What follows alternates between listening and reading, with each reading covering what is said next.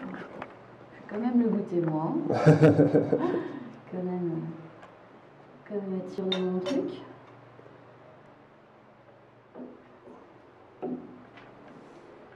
Oh là là, ouais, ça c'est bon. Ça c'est vachement Ça renvoie. Ça renvoie du pâté. Alors, faut pas le mettre ça. Non, mais c'est vrai que ça goûte très très bien. Alors. Donc là, on est en train de... Qu'est-ce que nous sommes en train de goûter? Donc là, nous sommes sur la justice. Donc où on était tout à l'heure. Donc 2011, sur fût. Donc malo terminé, pas sulfité. Pardon. Sulfité, mais pas soutiré. C'est le contraire. D'accord. 2011, c'était comment alors 2011, c'était compliqué. Fallait vraiment pas se louper. C'était à la fois un millésime de viticulteur et de vigneron. En même temps, bon, quand les fruits sont beaux, c'est pas difficile après. Mais il y avait énormément de travail à la vigne. Ça me fait étrangement penser en termes de caractère et de déroulement à 2007. C'était parti sur les chapeaux de roue avec un printemps hyper précoce, température très élevée. Et puis alors l'été ressemblait davantage à l'automne, quoi. C'était plus frais, pluvieux. C'était le terrain idéal pour la maladie.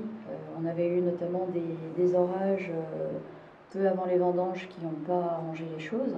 Donc il fallait vraiment faire un gros travail de fond pour arriver vraiment à avoir peu de raisins, pour arriver à maintenir de la concentration, tenir les degrés, les acidités, et puis avoir des tanins qui soient mûrs pour obtenir ça. D'accord.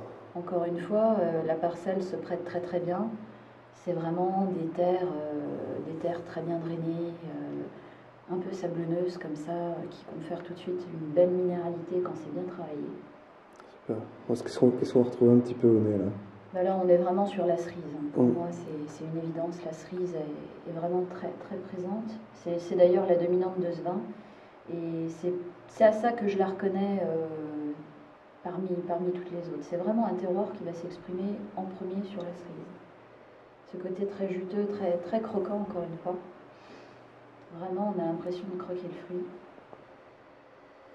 En même temps, il y a un peu d'épices. Très sympa aussi. Ce petit supplément d'âme, ce petit truc en plus. Mais on sent au nez que... On ressent une sensation, on sent qu'il y a de la matière ou qu'il y a... Enfin, que c'est pas...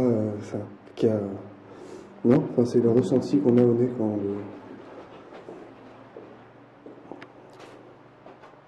Tout à fait.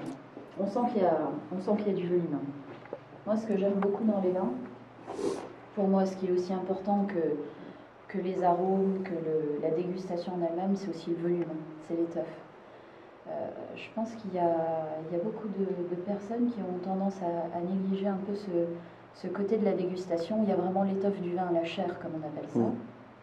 Et puis, encore une fois, le toucher de tanin, qui pour moi est extrêmement important. J'aime bien des tanins mûrs, soyeux, veloutés, que ce soit vraiment le côté soyeux. Et ça, je trouve qu'on l'a particulièrement sur ce vin. En plus, on a une super jolie couleur. J'essaie jamais de les pousser plus que ça, parce que c'est pas mon focus, la couleur. Mais là, justement, on a cette couleur-là naturellement. Là, en plus, on est sur un fût neuf. On le sent pas du tout. Donc ça prouve vraiment que le vin est en place, que ça tient et qu'il n'y a vraiment pas de problème. C'est vraiment des vins solides. C'est des vins qui vont se goûter dès maintenant. Enfin, c'est pas l'heure, mais ça me dérangerait pas de le boire, quoi. Et pour autant, il y a un potentiel certain. Super. Hâte de voir ce que ça va donner. Oui. Faut être patient maintenant. Oui, ça va bientôt être entre guillemets prêt, puisque donc fin août, on va mettre tout ça en bouteille. Mais c'est vrai que bon, avant ça, il va y avoir le soutirage. Le soutirage, c'est aussi une étape clé dans la vie du vin, parce que pour moi, ça redessine vraiment les contours. On va avoir vraiment une idée bien plus précise de ce qu'on va avoir à l'arrivée. Entre guillemets, on va affiner. Le vin, de toute façon, c'est ça, c'est un peu une forme de sculpture, et chaque geste qu'on va voir dessus a pour but justement de préciser le détail pour arriver à la forme de la sculpture finale. Donc là, ça va être très intéressant. Super.